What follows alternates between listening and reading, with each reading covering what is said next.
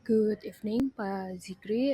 Please let me introduce myself. My name is Nadirandra Tagiri, and today I'm going to present my essay that bridge microeconomics with sustainability, specifically greenwashing or education, a microeconomic analysis of consumer perception of energy-friendly product labeling in Indonesian marketplaces. We'll explore how green product labeling influences consumer behavior in Indonesia digital marketplaces and ask whether these labels are truly educating consumer or simply being used as a green marketing gimmicks. Sustainability has become a global concern due to rising environmental crises such as climate change, pollution, and overconsumption. This urgency influences how people shop. 60% of consumers globally say that they will pay more for eco-friendly products, but in theory, green labels help inform choices by highlighting environmental benefits. In Indonesia, officially, labels exist like the Eco Label from Kementerian Lingkungan Hidup dan Kehutanan and the Energy Label from Energy dan Sumber Daya Mineral, but they aren't fully integrated into marketplaces, and this creates an opening for greenwashing, where brands use fake or unverified eco claims to look sustainable, leading to confusion and mistrust.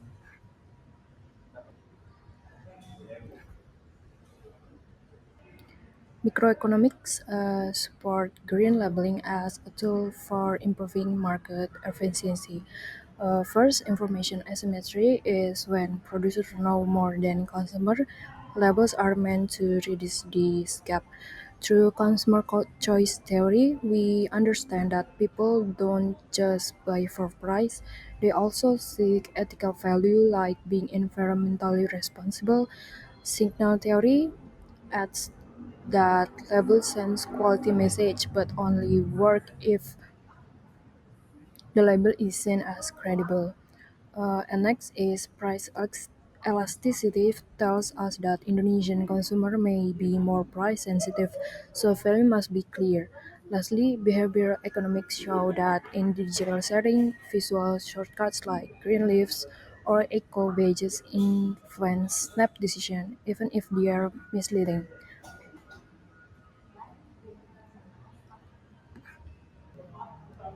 Data shows awareness is growing, but understanding remains limited. According to YouGov, 66% of Indonesians recognize eco-labels, but deeper knowledge is lacking, especially among older consumers.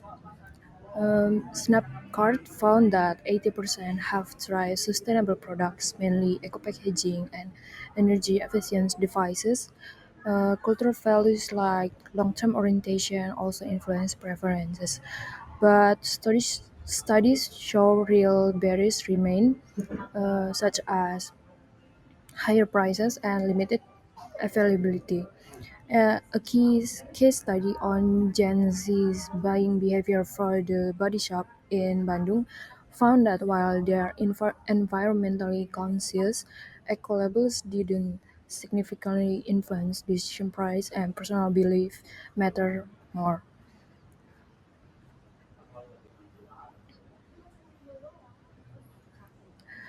Digital marketplaces add complexity. First, unverified eco-claims are common. Terms like natural or green are not always backed by certification. And second, consumers rely on visual cues, green icons, leaves, or fake fog badges, which are easy to fake. Studies show Gen Z doesn't respond much to eco-label anymore. According to EcoBusiness, 60% of Indonesian consumers don't trust green claims and 46% says they have been misled. This leads to label fatigue, where people ignore all labels even though the valid ones because of the past deception.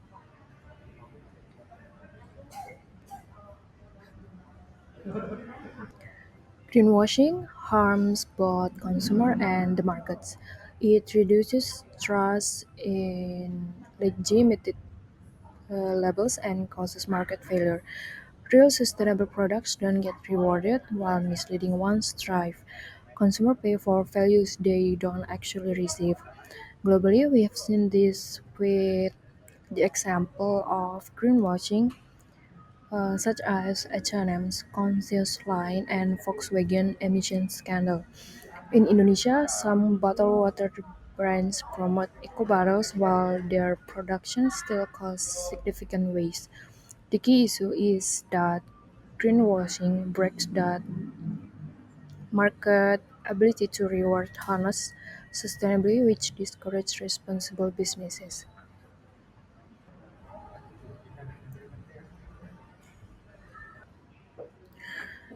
In order to rebuild trust and restore the function of green labels, we need for consumer-focused strategies. First, improve literacy campaigns like hashtag check label dulu can teach people to difference between official and decorative labels. Schools can even include green label education. And for the second one, encourage critical shopping. Consumers should check product infos to seek third-party reviews and recognize greenwashing tricks like no proof or lesser of two evil. Third, enable oversight. Marketplace should allow users to report false green claims and create trust scores or label credibility ratings based on reviews. And for the fourth, use incentives, pages, cashback, or loyalty rewards can promote real green choices. Collaboration with banks or e-wallets could reinforce this behavior.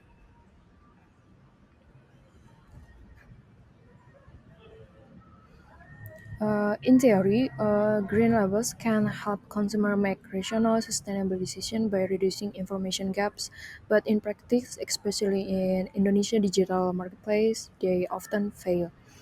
Greenwashing, like limited understanding and price barriers all play a role.